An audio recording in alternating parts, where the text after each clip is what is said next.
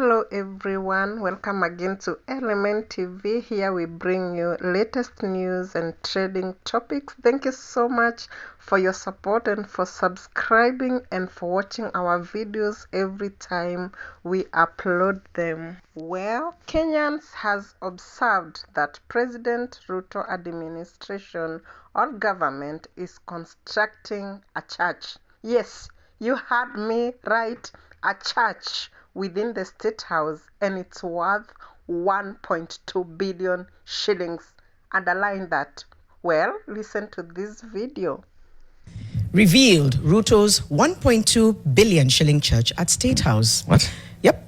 Controversy. According to recent satellite imagery, the building is already coming up near the presidential helipads.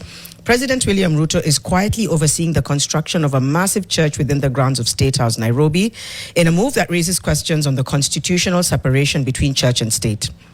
Nation has seen detailed architectural designs and drawings of the imposing structure that is expected to have a sitting capacity of 8,000 and cost 8, hundreds of millions. Yes. 8,000. Like the prosperity gospel churches of the 90s.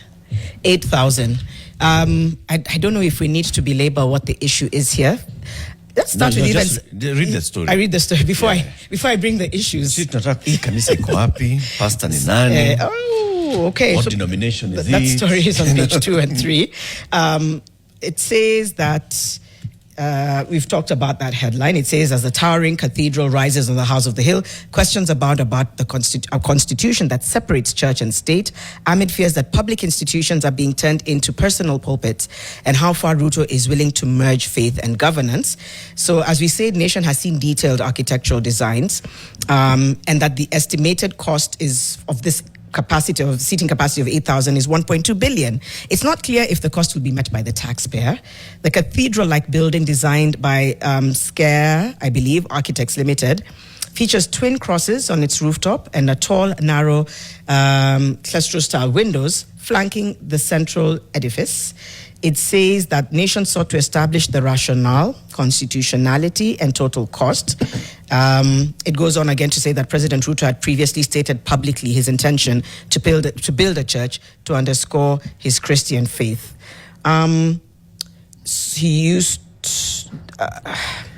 They talk about how in his Karen residence, it used to host religious leaders while campaigning for the top seat in 2022. At the time, he dismissed critics and vowed to construct an even larger one if elected. So, red flags, guys. They were there.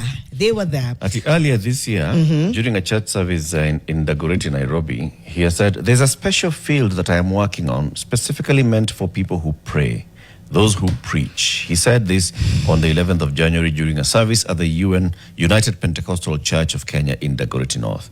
I want you, the clergy, to come and bless that field once it's ready. I'll invite you so that we can talk.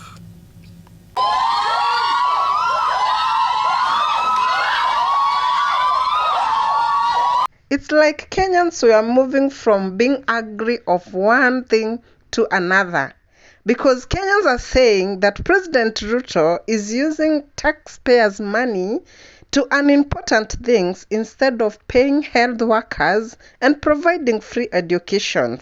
But that is not the icing on the cake. President Ruto does not, or he is not remorseful, and this is what he responded.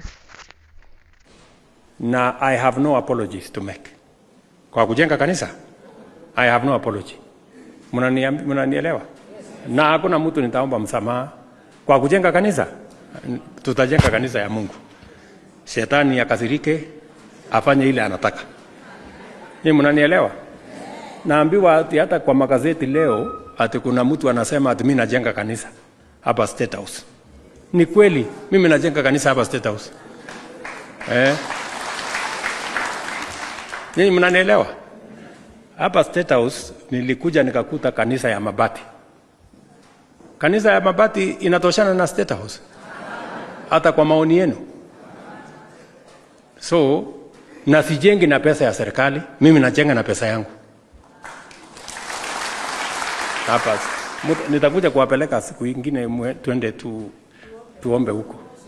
So, nilikuta mimi sijaanzisha kanisa State House, nilikuta kanisa ikiweko. Shida tu ilikuwa ya mabati. Sasa nimeamua nijenge kanisa inatoshana na Statehouse, na haitagharimu serikali ya Kenya peni moja. Nitajenga na pesa zangu, kwa sababu kanisa ya Mungu ni mahali ambapo panatosha.